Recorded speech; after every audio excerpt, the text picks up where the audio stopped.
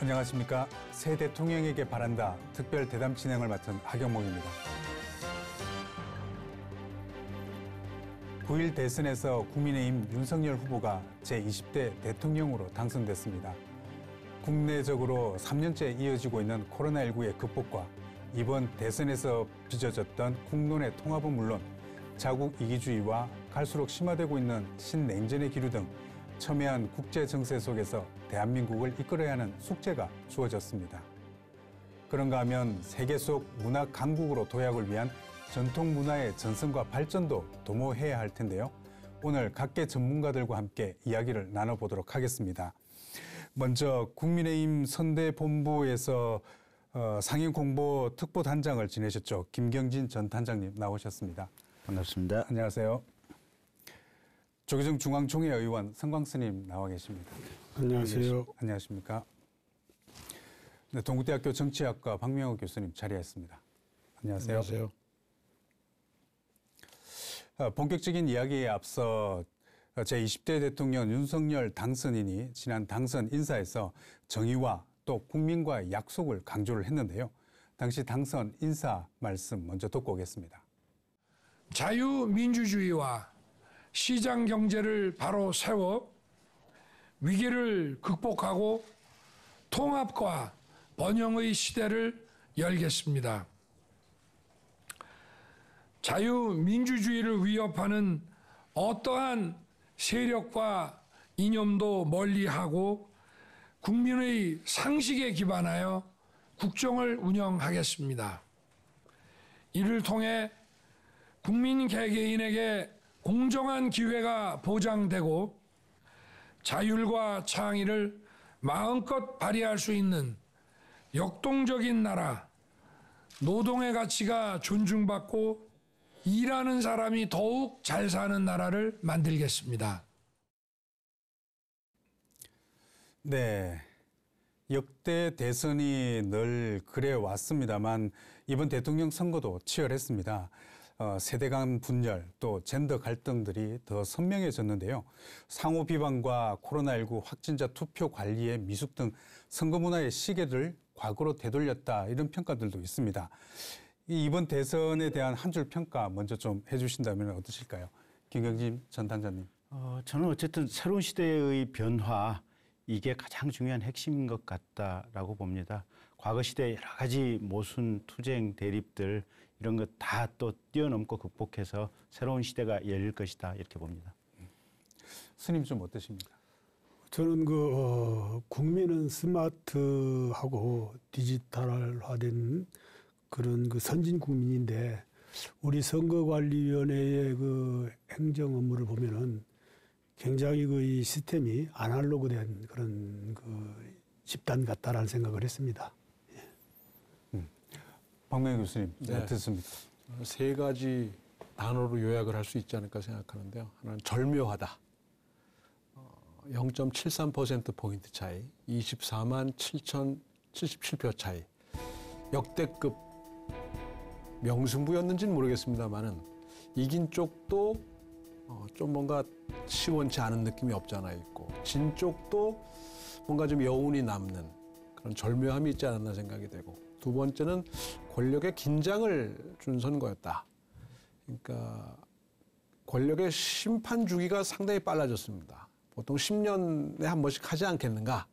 중간에 좀 있다 하더라도 이렇게 생각했는데 이제 5년으로 단축이 된 것 같아요. 더 빨라질 수도 있다.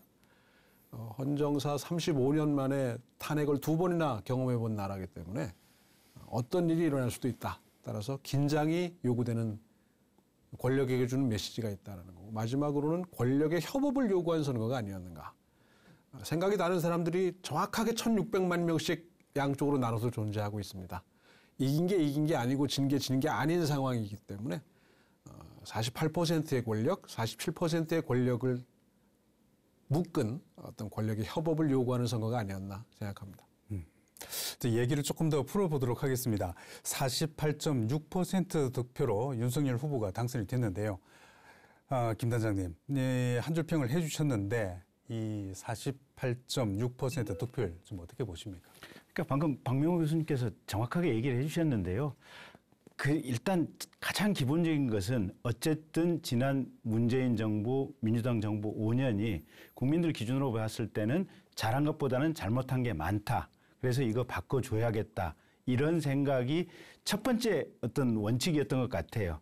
근데 그러면서도 부차적으로 권력 자체가 사실은 남용되는 것에 대해서 국민들은 지독히 싫어한다. 그리고 새로 탄생하는 권력도 이 국민들의 민심을 헤아려서 통합하고 협치하지 않으면 이건 하시라도 이게 심판받을 수 있다라고 하는 메시지를 국민들이 던져준 선거이기 때문에 첫째는 과거 정부의 잘못했던 부분들을 정확히 정리할 거 정리하고 또 잘못했던 정책들에 대해서는 새로운 정책으로 대안을 가지고 분명히 모색해야 되는데 그러면서도 절차적으로는 국가를 하나로 묶어내 가야 되는 정말로 이게 사실은 5차원, 6차원, 7차원, 8차원의 고차 방정식이 아마 요구되는 그런 상황인 것 같고요.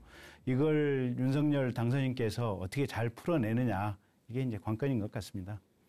네, 조계종을 비롯해서 불교계가 지난 1, 2일 전국 승려대회를 통해서 이 편향과 차별의 문제를 제기를 했습니다.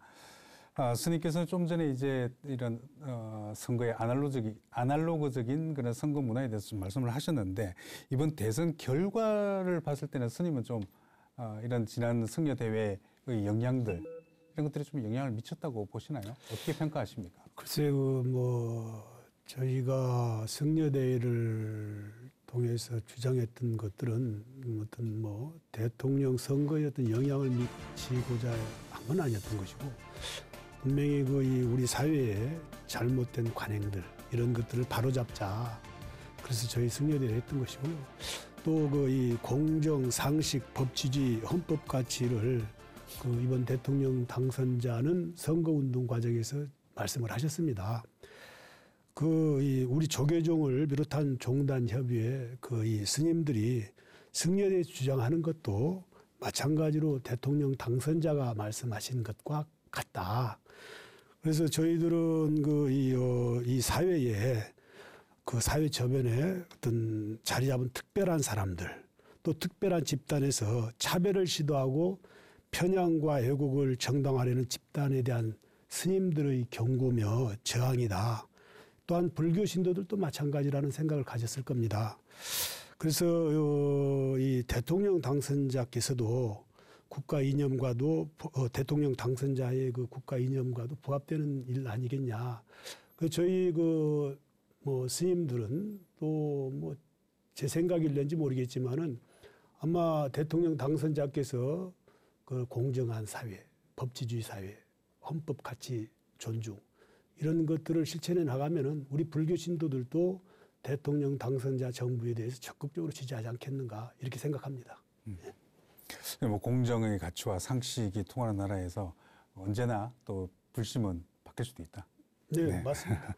네, 교수님은 정치학자로서 또 언론 등의 현실 정치에 대한 비평을 많이 해오셨습니다. 이번 대선 결과에 나타난 민심, 특히 이 불교계의 표심은 좀 어떻게 나타났다고 보십니까? 앞서 말씀드린 것처럼 절묘하고 긴장을 주고 협업을 요구하는, 따라서 우리 김경진 전 의원님 말씀대로 정말 어려운 숙제를 안은 겁니다. 그리고 사람들의 인내가 대단히 짧아졌거든요. 그 결과를 빨리 요구하는 거라서 정말 더 어려운 과제에 직면한 것이 아닌가 생각이 되는데 이미 우리 불교에서 해답을 제시해 준 것이 아닌가. 그러니까 화쟁과 원인 회통의 원칙이라면 해결할 수 있는 문제가 아닐까. 즉 서로 다른 생각과 어떤 쟁론들을 화합하고 소통한다라고 하는. 물론 이걸 구체적으로 어떻게 할 거냐에 대해서는 이제 그건 당선자나 국민의힘에서 내줘야 할 어떤 방법이 되겠지만 그런 거 하라고 뽑힌 거거든요. 그러니까 이제 그 역할을 이제 해야 된다는 것이고 따라서 공정과 상식, 균형과 조화라고 하는 우리가 원래 알고 있던 단어들이고 이제 그걸 구체화하는 것만 남았다. 뭘 어떻게 할 것이냐에 대한 부분에 답을 지금 우리들이 기다리고 있는 것이 아닌가 생각합니다. 언제든지 이 여야 모두에게 이런 심판의 메시지를 준 선거다 이렇게 좀 봐도 될까요? 네. 선거 여론조사 공표 금지 기간 직전에 이 윤석열 후보와 안철수 후보가 단일화를 발표를 했습니다. 네. 이 후보 단일화가 어느 정도 좀 영향이 있었다고 선대본은 좀 평가를 하십니까? 글쎄요. 그러니까 일단 현실 정치에서 지금 이제 표 개가하는 것과 관련해서 다채로운 이제 이 투표 직후에 나왔던 이제 출구조사 수치를 가지고 본다면 이제 현실적으로는 아마 이게 단일화가 생각보다는 득표에는 무슨 이렇게 유리한 쪽으로 크게 영향을 끼치지는 못한 것이 아닌가 이제 이런 생각이 들고요. 오히려 이제 현실 정치에 있어서는 단일화가 되고 나니까 이제 민주당의 핵심 지도층 또 핵심 지지자층에서 거꾸로 수세에 몰리면서 반드시 이제 자당의 후보를 당선시켜야겠다라고 하는 이 역효과가 강하게 발생을 하고 그래서 선거 막바지에 굉장히 민주당 지지자들이 선거운동을 강렬하게 펼치는 아마 하나의 동인 아닌 동인이 되었던 것 같고요.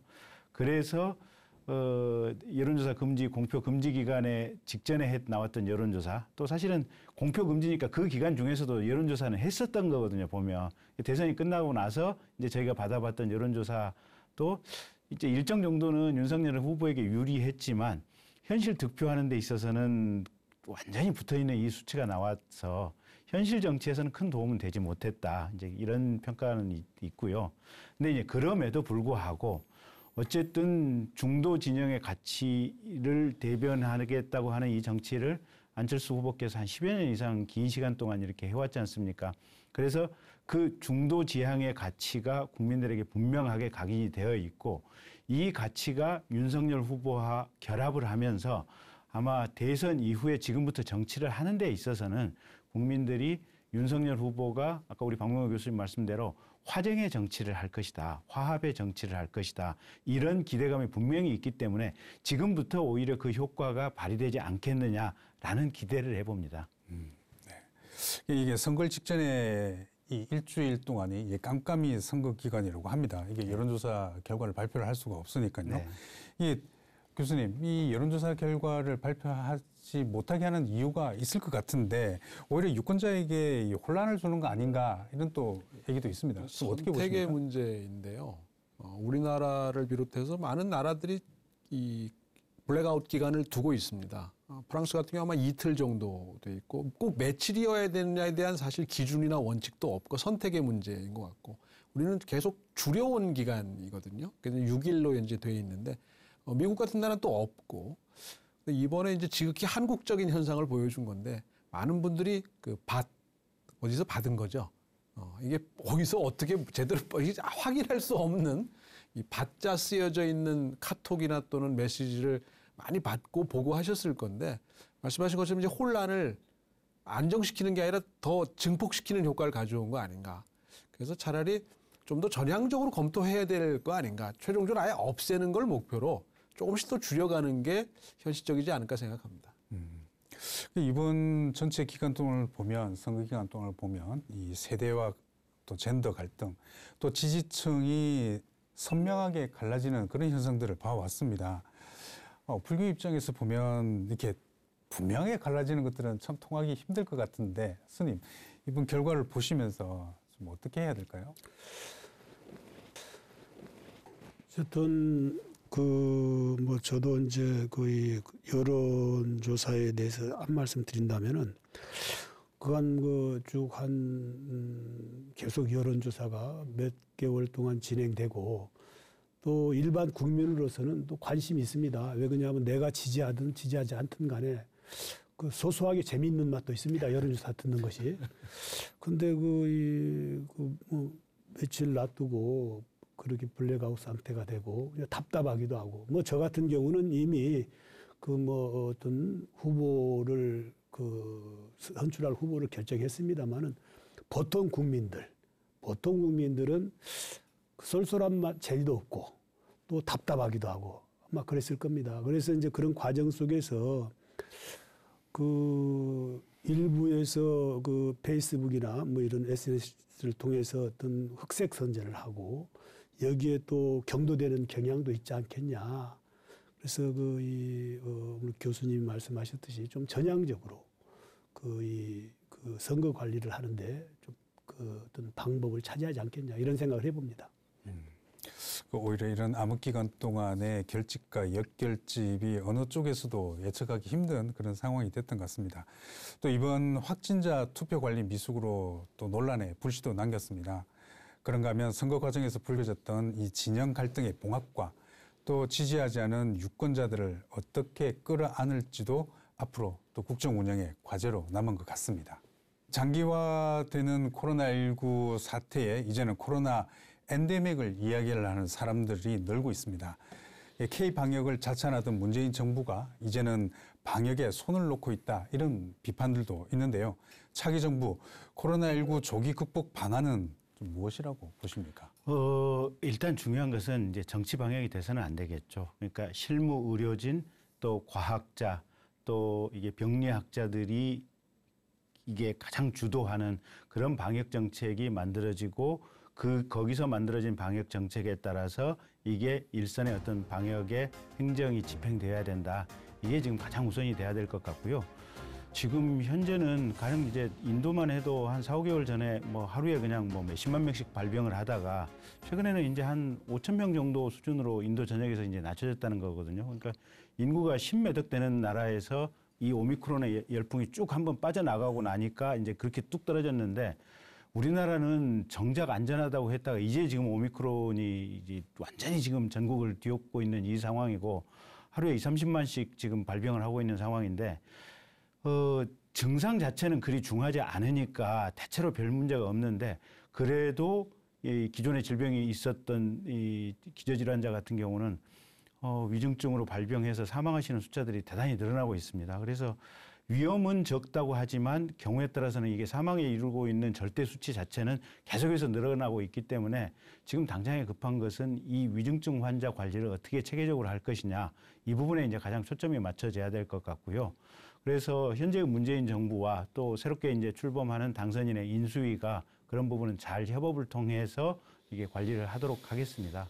그 다음에 당선인께서 이제 기존에 얘기하셨던 소상공인에 대한 지원 대책 방안들, 그거는 지난번에 이제 이게 예산을 통해 추경 예산을 통해서 대략 한 17조 정도가 일단 지원이 됐었는데 남은 부분은 이제 당선인께서 또 문재인 대통령하고 협의를 해서 그것도 신속하게 이루어질 수 있도록 최선을 다해 노력을 하겠습니다. 예, 코로나19만큼이나 최근 발생한 이 강원 지역 대형 산불 피해도 심각합니다. 네. 예, 특히 이제 불교계 같은 경우는 2005년도 동해안 산불 때 특히 낙산사가 불타면서 불교계는 이 동해안 산불에 대해서 이런 트라우마도 있는 것 같습니다. 사찰의 경우에도 이번에 피해가 많이 컸을 것 같은데요. 119의 도움을 받아서 성봉문화재를 안전한 곳으로 대피시키는 그런 일도 있었습니다. 스님, 이번 피해 규모가 좀 어느 정도 된다고 보십니까? 울진 삼척 지역 산불 현장에는 제가 다녀오지를 못했습니다만은 그 뉴스를 통해서 들어보면은 뭐 우리 국민들 다 산불 피해에 대해서 또 산불에 대해서 지대한 관심을 가지고 들으셔서 아시겠지만은 그 강한 바람에 의해서 불령사의 문화재를 이 대피시키는 그런 사태까지 왔고 또 이런 우리 불교계에서는 과거에 강원도 양양 지역에서 발생한 산불로 소중한 우리 문화재인 낙산사가 전소되다시피 하는 그런 경우도 있었습니다.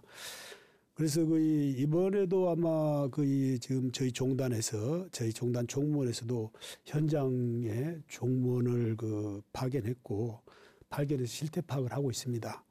또 뿐만 아니라 지역 사찰에서 이 지역 주민들과 유기적 관계를 통해서 정신적 트라우마나 이런 또 물질적인 것도 어떤 서로 보완적 관계를 가지면서 회복하려고 노력을 하고 있습니다. 그래서 어쨌든 안타깝습니다. 그래서 우리 불교계에서도 향후에 그런 산불 방지 또 산불로 인한 문화재 소실 이런 것들에 대해서 많은 관심을 가지고 있습니다. 예, 화재뿐만이 아니라 화재를 비롯해서 이런 재해로 인한 이 전통 사찰과 또 문화재 보호를 위해서 근본적인 대책도 필요해 보이는데 종단에서 이런 대안 제시를 많이 해왔죠. 정치권에도 이런 요구들을 많이 해왔었던 것 같은데요. 예, 맞습니다. 그래서 이제 사찰 주변은 잘 가꿔진 숲이 참 많이 있습니다.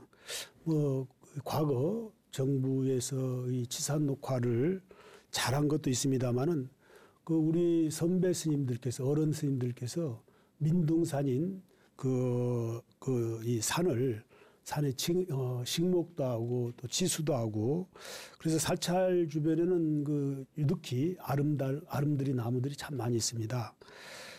그래서 이런 그 좋은 숲을 국민들이 휴식하고 힐링할 수 있는 그런 공간입니다.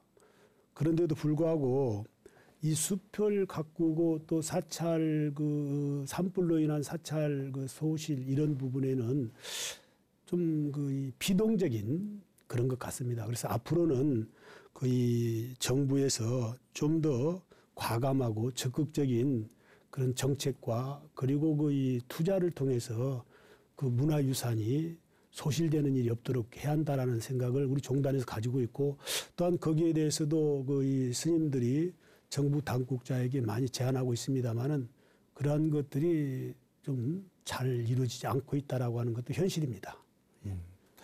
김 단장님, 네. 그 선대본 공약에서도 이 문화유산 보존 정책 강화를 약속을 했는데 좀 앞으로 좀 구체적으로 어떻게 실현이 될까요? 국민의힘 내부에서는 이제 대표적으로 우리 주호영 의원님께서 이제 불교계에 대해서 깊은 관심과 이해를 가지고 계시고 그래서 아마 주호영 의원께서 선거 기간 내내도 아마 이 작업을 실무적으로도 깊이 아마 관여를 한 걸로 알고 있는데요.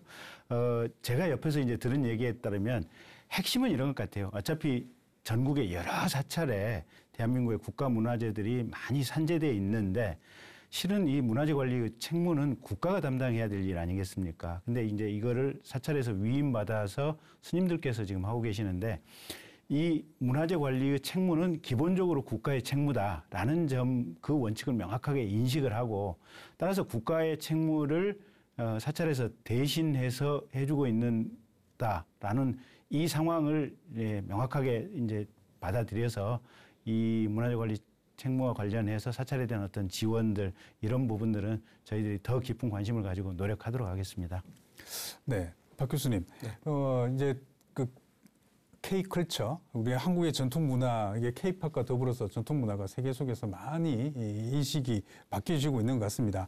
그 중에서 이제 불교계에서 진행해 왔었던, 오고 있는 이 템플스테이 사업도 이런 한국의 전통 문화를 알리는데 큰 일조를 하고 있는 것 같습니다. 근데 한국의 산사와 전통 문화를 국내에 알리는데 아주 중요한 요소라고 보고 있는데 하지만 특정 종교를 지원한다는 일부 개신교의 비판도 또 있습니다. 윤석열 당선인도 이제 규제 완화와 지원을 공약을 했는데 전통 사찰과 전통 문화의 전성 보존 이 정부의 지원 어떻게 좀 봐야 될까요? 기본적으로는 정체성의 문제가 아닌가 생각이 됩니다. 지극히 한국적인 것이 세계적인 것이 될 수 있다라는 것이거든요. 우리만의 어떤 그 가치, 우리만의 어떤 전통, 우리만의 것을 세계적인 것으로 만들 수 있는 노력이 필요하지 않나는 생각이 되고요. 그런 면에서 산사와 이 템플스테이는 지극히 한국적인 그 정서와 세계 어디에서도 찾아볼 수 없는 그 한국적인 감정이랄까요? 그런 어떤 그 휴먼 터치 뭐 이런 걸 보여주는 것이라고 생각이 되기 때문에 그 균형과 조화의 관점에서 종교 편향 논란은 그 바람직하지 않고 따라서 이것도 역시 그 공정과 상식, 법치의 관점에서 그 원칙대로 처리되어야 되는 것이 맞지 않은가. 기본적인 것은 역시 한국적인 것이 가장 한국적인 것이 가장 세계적인 것이 될 수 있다라는 모토가 아닐까 생각합니다. 예, 템플스테이 사업이 이제 딱 20년이 됐습니다. 새로운 변화를 또 기대해 보게 합니다. 네, 지난 1, 2일 승려대회에 발단이 됐던 것이 민주당 정청래 의원의 봉희 김선달 발언이었습니다. 종교 편향과 차별, 이 종교 편향과 이 차별에 대한 불교계의 분노였는데 사실 국민의힘도 이런 비판에서 벗어날 수는 없는 사안입니다. 김 단장님, 네. 그때 좀 어떻게 보셨습니까? 그러니까 사실은 윤석열 당선자께서도 첫 일성이 국가 통합을 하겠다, 대한민국의 번영을 위해서 노력하겠다. 이 두 가지였습니다.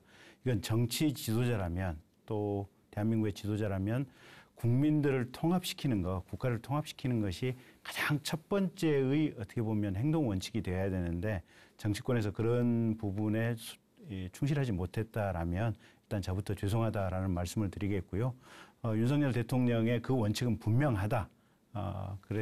그런 자세로 이제 어떻게 보면 다음 윤석열 정부가 이제 어떤 직무 집행이 이루어질 거고 사실 따지고 보면 이 불교의 화쟁 사상 또 천주교의 평화 또 기독교의 사랑 이게 단어는 조금 다르지만 실제 본질은 다 똑같은 거 아니겠습니까? 근데 이런 부분이 다 이제 두루두루 어우러져야만 이게 아름다운 정말 이 문화와 사상이 꼽히는 대한민국이 되지 않을까 싶고요. 정말로 다음 정부에서 잘 하겠다라는 말씀만 드리겠습니다. 네, 성광스님. 지난번 이제 승려 대회에서 이제 공직자의 종교 편향을 비단 이 정부만의 일은 아니었습니다. 네. 지난번 이제 승려 대회를 개최하기는 했지만 MB 정부 때도 또 범불교도 대회를 개최했던 그런 사례들도 또 있기는 합니다. 앞으로 이런 사례의 재발 방지를 위해서 좀 어떤 조치들이 필요할까요? 제가 그 승려대회를 준비하는 상임 공동위원장으로 또 저희 종회에서 제가 지금 종교 편향 불교애국 특별위원장을 맡고 있는데요. 이 준비하는 일련의 과정을 이렇게 보면은 이렇게 이 어떤 말이나 이게 아니라 뭔가 법적으로 좀 준비가 돼야겠다. 그래서 법률로 강제해야 할 필요가 있다라는 생각을 했습니다.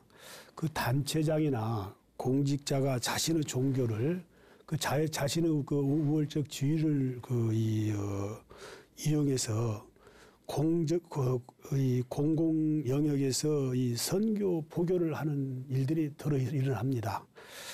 또 편향된 사고로 전통문화 역사까지 왜곡을 시도하려는 그런 사례들도 많이 있습니다. 근래 시도된 이 전라남도의 신안군이 있습니다. 그 신안군에는 이 신안군 군수가 관광 활성화라는 이름으로 신안군에 1200여 개의 섬이 있다고 합니다. 1200여 개의 섬이 있는데 그걸 줄여서 천사섬이다. 이렇게 이름을 짓고 이 국가 국민의 세금으로 건립된 다리를 천사교 이렇게 해서 온통 이 기독교화를 시켜놨습니다. 그러한 것들 이런 것들 또 단체장이 편향된 사고 때문에 일어난 거 아니냐. 또 충청남도 서산에 해미읍성이 있습니다.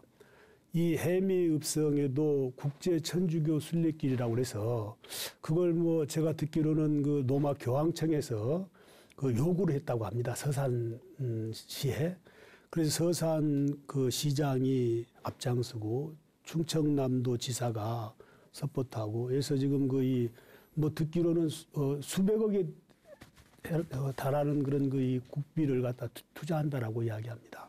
그래서 이러한 행위들이 단체장의 행정행위로 발생하고 있기 때문에 법률이 정하지 않는 영역에서 일어나는 편향 그리고 왜곡을 분명하게 처벌할 수 있는 법이 정해져야지 단체장이 그런 행정행위를 함부로 하지 않지 않겠냐 이런 생각을 해봅니다. 교수님 말씀하신 것처럼 논란의 소지가 여전한 그런 사례들이 아직도 있는 것 같습니다. 김 단장님, 네. 지난번 선대본에서도 이제 공약을 내놓기를 공공기관 종교 편향 처벌을 강화를 하겠다. 네. 그리고 또 종교평화위원회를 신설을 해서 이런 종교 편향 사례를 미연에 방지하겠다. 예. 이런 이제 공약도 내놓으셨는데 좀 실현에 대해서는 좀 어떻게 보십니까? 글쎄, 당연히 그렇게 실현이 되어야겠죠. 그러니까 이제 방금 스님께서 말씀하셨던 대로 정치 지도자가 특정 종교에 편향이 된다는 것 그 자체가 사회적인 불화의 요소를 잉태하고 있는 거 아니겠습니까? 그래서 정치 지도자는 본인이 어떠한 종교를 신봉하든지 간에 그것과 상관없이 모든 종교에 대해서 열린 마음으로 다 소통을 하고 얘기를 듣고 이렇게 해야 될 필요성이 있고요. 저는 윤석열 당선인이 대통령 취임하시면 제일 잘할 수 있는 부분이 그 부분이라고 저는 생각을 합니다. 그래서 많은 집단들, 많은 사람들 이렇게 다양하게 의견을 듣고 소통하는 거 정말 잘하시리라고 이렇게 보고 있고요. 그래서 이 편향성 문제는 절대 생기지 않도록. 그러니까 대통령이 그렇게 한다면 사실은 밑에 있는 나머지 정치 지도자들이나 또는 행정 지도자들도 그런 일은 일체 없지 않을까 싶고요. 그러니까 저도 이제 과거 군 법무관 생활을 했었는데 군에서 이제 제일 봤던 장면 중에 우스운 장면이 사단장님이 이제 특정 종교를 가지고 있으면 밑에 사단 참모나 또는 뭐 대대장 하는 지휘관들이 전부 특정 종교를 이렇게 우하고 몰려다니는 장면들을 봤거든요. 네. 이게 젊은 나이에 군 법무관 하면서 가장 이게 조금 우리 사회에 묘한 장면이다라고 생각을 했었던 부분인데 어쨌든 윤석열 정부에서는 그런 일은 절대로 없을 것이다 라고 이제 미리 제가 단언 드리겠습니다. 네, 윤석열 후보 당시 불교문화재의 원형 보존의 문제는 선택이 아니라 의무다 이렇게 강조를 했는데요. 스님, 이 윤석열 후보가 당시 이제 5개 분야로 나눠서 규제 개선과 지원을 공약을 했습니다. 이 공약들 스님께서는 좀 어떻게 보셨습니까?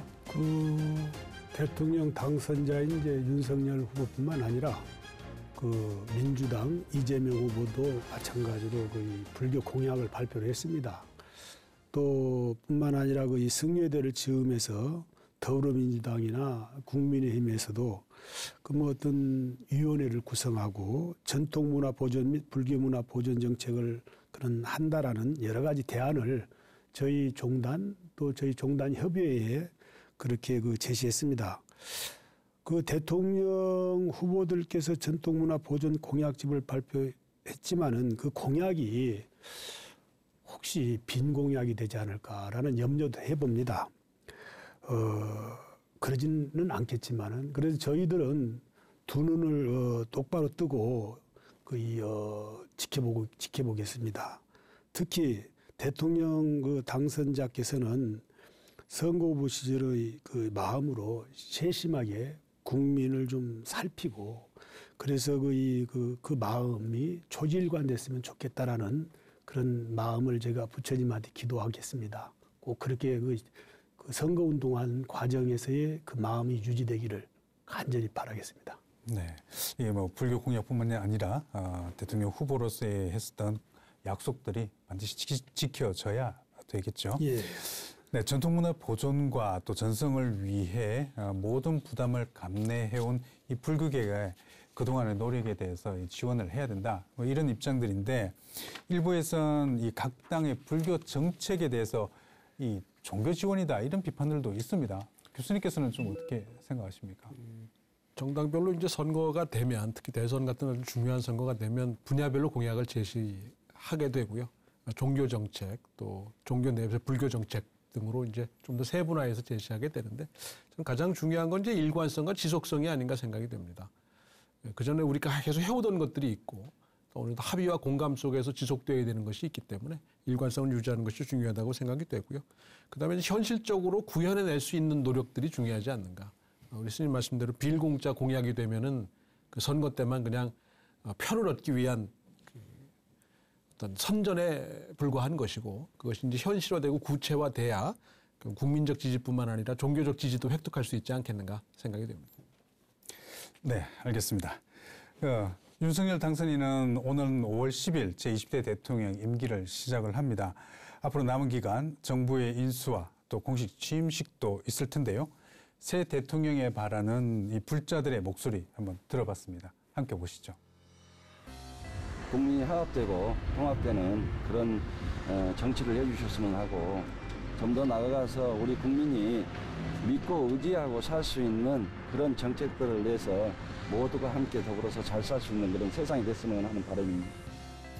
정말 차별 없이 평등한 마음으로 모든 부처님 말씀대로 일체중생이 다 불성이 있다고 하신 것처럼 차별 없이 모두를 잘 아우를 수 있는 지금 국가가 여러 가지 이념으로 빈부로 다 갈라져 있습니다. 이것을 하나로 아우르는 그런 대통령이 되시기를 당부하고요. 코로나로 인해 가지고 어쨌든 경제도 세계적인 경제나 대한민국의 경제나 다 힘들기 때문에 다 화합해서 이 대한민국을 더 나은 대한민국으로 나갈 수 있게 이끌어 주시면 감사하겠습니다. 이번 20대 대통령 되시는 분은 제발 사회에 도덕 윤리가 바로 섰으면 좋겠습니다. 우선 명시적인 말들뿐만 아니라 우리 국민들에게 자신의 선택이 실질적으로 실현 가능한 도움을 줄 수 있는지에 대해서 고려해 주셨으면 합니다. 어쨌든 뭐 자꾸 조그만 나라에서 국가가 분열되고 이거보다도 이제 화합, 동서 화합도 중요하지만은 또 국민의 분열보다 화합이 더 중요하고 또 그리고 또 남북 문제도 좀 슬기롭게 잘 이끌어 주시는 그런 분이 됐으면 좋겠어요. 네, 이 스님들과 또 생애 첫 투표를 한 이 대학 신입생의 바람까지도 들어봤습니다. 이 성패를 떠나서 국민 통합의 바람이 공통된 목소리였던 것 같습니다. 성광 스님과 박 교수님께서는 이런 좀 어떤 바람들이 있으실까요? 우리 사회에 언젠가부터는 그 지역 갈등이 심했습니다. 그러다가 근련에 들어서는 이제 거의 지역, 세대, 또 계층 간, 성별 간, 심지어 그 종교 간의 그 갈라치기를 하는 그런 일들까지 벌어지고 있습니다. 또 국민을 선과 악의 이분법적 관점에서 바라보는 경향도 있는 것 같습니다. 그래서 우리 국민은 하나이며 또 모두가 선량한 국민이라는 것을 우리 대통령 당선자께서 인식하시고 윤석열 정부의 정치가 시작되었으면 참 좋겠다 이 생각을 해봤습니다. 교수님께서요? 지난 6개월여, 한 8개월여의 그 대선 운동 과정을 지켜보면서 저는 윤석열 당선인이 참 운이 좋다. 어떤 분은 운칠복삼이라고 하던데 그분의 운이 이제 그분의 운에서 벗어나서 넘어서서 이제 우리 공동체 대한민국의 운이 되었으면 하는 바람이고요. 그러려면 정치력이 좀 필요하다. 정치 복원의 리더십이 좀 필요하지 않나. 그래서 그를 통해서 성과를 만들어내는 그것이 무엇인지는 모르겠지만 첫 총리 임명부터가 그런 성과를 보여주는 그 과정이 되지 않을까 하고 첫 번째 그 시험대가 되지 않을까 생각이 되고요. 마지막으로는 경제든 사회든 어떤 것이든 결국 정치가 문제고 핵심인데 대타협의 정치, 통합의 정치 그리고 능력의 민주주의를 위한 거버넌스 구축을 향한 정치개혁의 그 시간표와 방향과 제도 설계에 고민이 좀 필요하지 않는가. 그래서 시작할 건 시작해 주시고 이어갈 건 이어갈 수 있게 하고 해서 우리 정치가 좀 더 나아지고 우리 삶이 좀 더 나아지는 그런 어떤 초석이 되는 그런 리더십이 발휘되었으면 합니다. 네, 윤석열 당선인께서도 국정 운영의 중심에는 국민이 있고 국민의 이익이 우선이다라고 강조를 하셨습니다. 김 단장님, 이제 국민의 바람 쭉 이렇게 들어보셨는데요. 마지막으로 불자의 목소리 들어보시니 좀 소감이 어떠십니까? 우리 후보께서 이제 당선인께서 이제 후보 시절에 사실은 조계사도 다녀오신 것 같고 아마 저기 구인사도 다녀오셨고 사찰 여러 군데 다녀오신 걸로 알고 있습니다. 그리고 대한민국이 불과 한 7, 80년 만에 이제 뭐 필리핀 원조를 받는 나라에서 사실은 세계 뭐 6, 7위 정도의 경제 대국으로 올라와 있거든요. 근데 이제 그럴 수 있었던 것은 우리 국민이 정말 뛰어난 학습 정진력과 또 내전으로 가지 않고 그런 전제하에서 아마 서로 간에 이렇게 강한 비판을 할 수 있었던 이 정기가 살아있기 때문에 그게 서로 간에 이게 적당하게 어우러지면서 이 정도의 성취를 이루었던 것 같아요, 보면. 근데 이제 그럼에도 불구하고 여러 가지 소소한 문제점들은 대한민국의 산재에 있고 이런 부분들을 어떻게 잘 풀어나가느냐. 그러니까 지금처럼 이렇게 대한민국의 국운이 쭉 상승되어 오는 이 와중 속에서 구체적인 내부의 문제점을 어떻게 잘 다스려 가면서 이 정기를 계속해서 이끌어 나가고 승화시켜 나가느냐. 이게 다음 윤석열 대통령의 어떤 주어진 과제라고 보고요. 저는 한 8개월 정도 윤석열 당선자를 지금거리에서 지켜보니까 이분이 인내력이 뛰어나면서도 또 따뜻한 마음이 있고 그러면서도 용기가 있고 해안이 있습니다. 그래서 잘 하시리라고 믿고 불교계에서도 이제 그럼에도 불구하고 혹시 윤석열 이제 나중에 대통령이 뭔가 잘 못하시는 부분들이 있으면 따끔하게 질책도 해주시고 비판도 해주시면 또 지근거리에 있는 저로서도 그런 내용들 잘 전달하고 국가가 화합하고 잘 될 수 있도록 노력하겠습니다. 네, 정의와 상식이 살아있는 대한민국을 만들겠다는 그 약속이 지켜지기를 국민들도 아마 지켜볼 것입니다. 네, 전 세계를 강타하고 있는 코로나19가 5차 대유행을 넘어 풍토병으로 자리 잡을 것이란 전망이 짙어지고 있습니다. 제20대 대통령은 이런 위기의 극복이란 숙제와 함께 긴장감이 높아가고 있는 국제 정세에 대안을 모색해야 하는 무게가 더해졌습니다. 가장 먼저 풀어야 할 과제는 역시 절반의 민심을 어떻게 끌어안고 통합의 대한민국을 만드느냐가 아닐까 싶습니다. BTN이 마련한 새 대통령에게 바란다 특별 대담 여기서 마치도록 하겠습니다. 시청해 주셔서 감사합니다.